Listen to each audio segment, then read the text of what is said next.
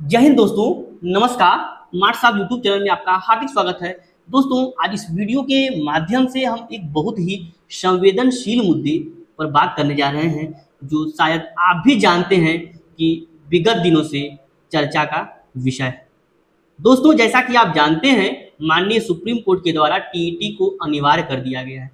या in service teacher हों या अभी फ्रेश जो टीचर्स की तैयारी कर रहे हैं, उनके लिए सबके लिए समान नियम है। टीईटी के बगैर आपको शिक्षक रहने का अधिकार नहीं है।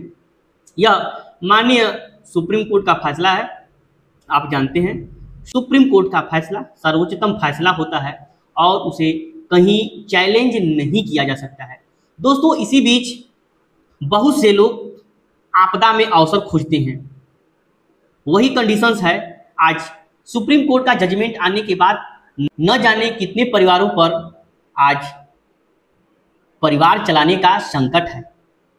उसी में कुछ लोग अपने आपदा में अवसर जुटाने में लगे हैं और अपनी झोली को भरने में लगे हैं। दोस्तों, हमको विभिन्न फोन कॉल्स और विभिन्न एसएमएस प्राप्त हुए कि सर, हमसे पैसे मांगे जा रहे हैं कि सुप्रीम कोर्ट का जो फैसला है उस पर रिव्यू पिटीशन दाखिल करने के लिए हमें जो है कि आर्थिक मदद पहुंचानी है। क्या हमको 2-3 हज़ार रुपए देना चाहिए या नहीं देना चाहिए? दोस्तों, मैं आपसे स्पष्ट बताना चाहता हूं कि आपको देना चाहिए, लेकिन उन लोगों को देना चाहिए जहां से आपका कार्य हो, क्योंकि इसमें विभिन्न श्रेणियां हैं और निचले तबके के लोग अपने जो है कि झोलियों को भरने में लगे रहते हैं, क्यूआर कोड सेंड करते हैं, जिससे कि शिक्षक मानसिक प्रेशर में इस समय व्यतीत कर रहा है और उन पर वह जो है कि करके सोचता है कि किसी प्रकार की नौकरी सुरक्षित हो जाए। तो ऐसा नहीं है। आपको यदि कुछ भी पैसे को देना है तो आप उच्च लेवल के जो संगठन हैं, प्रदेश स्तर के या फिर राष्ट्रीय स्तर के 100-200 रुपए उनको दे सकते हैं, ज़्यादा नहीं।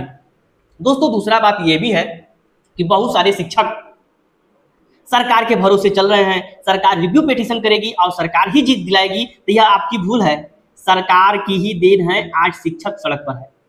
यदि सरकार चोरी से संशोधन नहीं की होती आरटी एक्ट 2009 में, तो शायद आज शिक्षक सड़क पर नहीं होता। लेकिन गुपचुप तरीके से संशोधन करना और उसको बैकडेट से लागू कर देना, फिर 2 साल की मोहलत देना और किसी भी राज्य सरकार को नोटिस नहीं देना, किसी सरकार को, किसी शिक्षक को इससे सूचित नहीं करना, यह सरकार के शिक्षकों के प्रति दृष्टा को दर्शाती है। क्या सरकार चाहती है शिक्षकों की नौकरी बचे? यदि आप सोच रहे होंगे कि सरकार हमारी नौकरी बचाएगी रिव्यू पिटीशन दाखिल करके, तो यह सबसे बड़ी भूल है। सरकार कहीं आपको दगा न दे दे। दोस्तों, मैं सभी शिक्षक संगठनों से, सभी लोगों से यही अपील करना चाहता हूं कि यदि आप अपनी नौकरी सुरक्षित करना चाहते हैं, यदि अपनी नौकरी को बचाना चाहते हैं, तो आपको मजबूती से पैरवी करना होगा। उस फैसले को बढ़िया से बढ़िया एडवोकेट के द्वारा समझिए और उसके बाद रिव्यू पिटीशन को 30 दिनों के अंदर दाखिल कर दीजिए। सरकार के भरोसे रहेंगे कि सरकार हमको जीत दिलवाएगी, तो यह आपकी भूल है, यह शिक्षक संगठन की भूल है, यह शिक्षक की भूल है।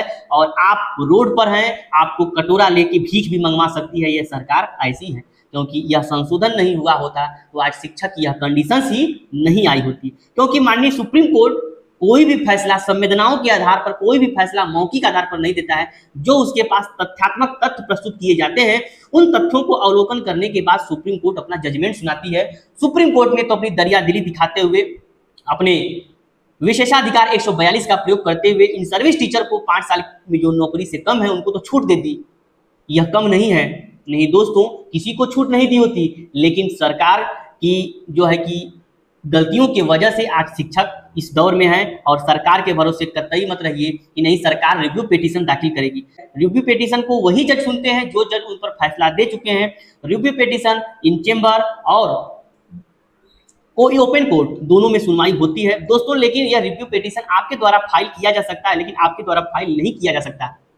अगर आप फाइल कर सकते हैं तो आप निश्चित रूप से आपकी बातों को माननीय सुप्रीम कोर्ट नहीं सुनेगी। क्योंकि जब किसी मामले को लेकर के सरकार रिव्यू पिटीशन दाखिल करती है, सरकार लेकर के कोर्ट में जाती है, तो उसको जो है कि सुप्रीम कोर्ट बहुत तल्लीनता से और बहुत ही गंभीरता से अध्ययन करती है, उसके बाद ही कोई फैसला देती है। यदि किसी शिक्षक संगठन के द्वारा रिव्यू पिटीशन दाखिल कर दिया जाता है तो यह उसकी सबसे बड़ी भूल होगी। हमको यही प्रयास करना है कि सरकार जो है कि रिव्यू पिटीशन दाखिल करे, लेकिन पैरवी हम मजबूती से करेंगे। वो भी करेगी, लेकिन हम अपने भी तथ्यात्मक तथ्य प्रस्तुत करेंगे जिससे हमारे नौकरी को सुरक्षित किया जा सके। यदि आप अपनी नौकरी सुरक्षित कर रहे हैं तो किसी अन्य को पैसा न दे। एक जो संगठन का लेवल है उस लेवल पर ही जो भी खर्चे मांगे जाते हैं वो आपको देने हैं, किसी के अन्य क्यूआर पर नहीं देने हैं। और आपकी नौकरी सुरक्षित रहे इसके लिए आपको अच्छे से अच्छे एडवोकेट से समझ करके अपनी रिव्यू पिटीशन को 30 दिनों के अंदर दाखिल कर देना है, जिससे कि जल्द से जल्द सुनवाई हो और यह फैसला बदल जाए। लेकिन दोस्तों सच्चाई यह भी है कि रिव्यू पिटीशन पर मात्र 1% उम्मीदें होती हैं कि फैसला बदल जाए। उन 1% हमको उम्मीदों में चुप नहीं बैठे रहना है, हमको जरूर से जरूर रिव्यू पिटीशन दाखिल करना है। उसके बाद माननीय सुप्रीम कोर्ट का जो फैसला आएगा वो तो भारत के सभी लोग मानने के लिए बाध्य हैं और उसका वो सम्मान करते हैं। दोस्तों हमको आशा और विश्वास है कि आपको समझ में आ गया होगा मेरे इस वीडियो बनाने का क्लू। यदि समझ में आ गया है तो हमारे चैनल को सब्सक्राइब कर दीजिए, ऐसे अपने दोस्तों को शेयर भी कर दीजिए, जिससे कि चैनल के माध्यम से लगातार आने वाली अपडेट्स से आप अपडेट रहें, जिससे कि आपको किसी भी प्रकार की समस्या का सामना न करना पड़े। दोस्तों ऐसे ही वीडियो हम आपको लगातार लेके आते रहेंगे। मिलते हैं अगले वीडियो में, तब तक के लिए नमस्कार, धन्यवाद।